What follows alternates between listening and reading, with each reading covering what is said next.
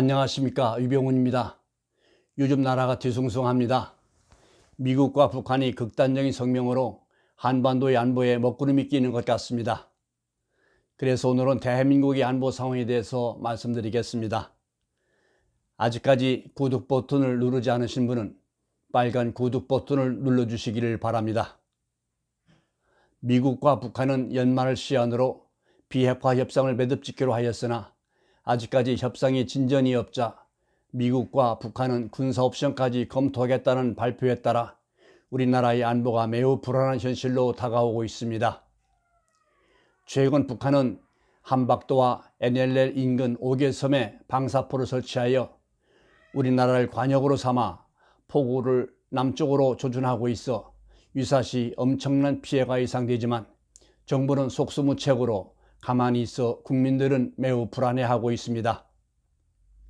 문재인 대통령과 김정은 국무위원장은 지난 2018년 9월 19일 평양에서 남북 정상회담을 통해 한반도를 핵무기와 핵 위협이 없는 평화터전으로 만들기로 하고 남북 교류와 협력을 증대하기로 합의한 바 있으며 또한 긴장 완화를 위해 9.19 군사합의를 체결하여 상호간 적대 행위를 전면 중지로 하고 군사합의서에 서명한 바 있습니다. 이에 문 대통령은 긴장을 완화하고 평화 무드를 조성하기 위해 비무장지대 DMZ에 감시초소를 철수하고 적 침입을 봉쇄하기 위해 설치한 탱크 저지 방어시설들을 철거하는 것 한편 한강의 수중 철조망과 군사시설을 제거하고 군 병력도 몇 개 사단을 축소 통합한 상태입니다. 만약 북한이 기습 침략할 경우 우리 군대가 방어할 수 있을런지 심히 걱정이 됩니다. 최근 북한은 연일 방사포와 탄도미사일을 해상으로 시험 발사하고 있지만 포구 방향을 남쪽으로 돌리면 인천공항은 물론 주한미군이 심장부인 평택과 오산기지 등이 무력화될 수 있다는 것을 생각할 때 엄청난 위협을 느끼고 있습니다. 그래도 청와대와 국방부 관계자는 북한에 항의하지도 못하고 군사합의사항 위반이 아니라는 변명 같은 성명을 발표하는 것을 보면 국민들은 안보를 걱정하지 않을 수가 없습니다.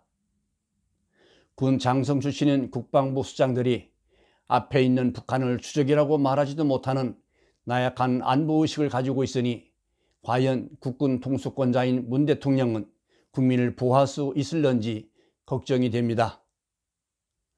나는 과거에 전방에서 35개월 동안 포병으로 군대 생활을 하였습니다. 날마다 고도의 훈련을 받았어도 늘 안보가 불안하게 느껴졌는데 지금은 군 복무기간이 18개월로 단축되고 군 인권과 복지 명분으로 부대에서 휴대폰도 사용하고 사병 월급도 대폭 인상된 가운데 군사훈련도 사고를 이유로 많이 축소했다고 합니다.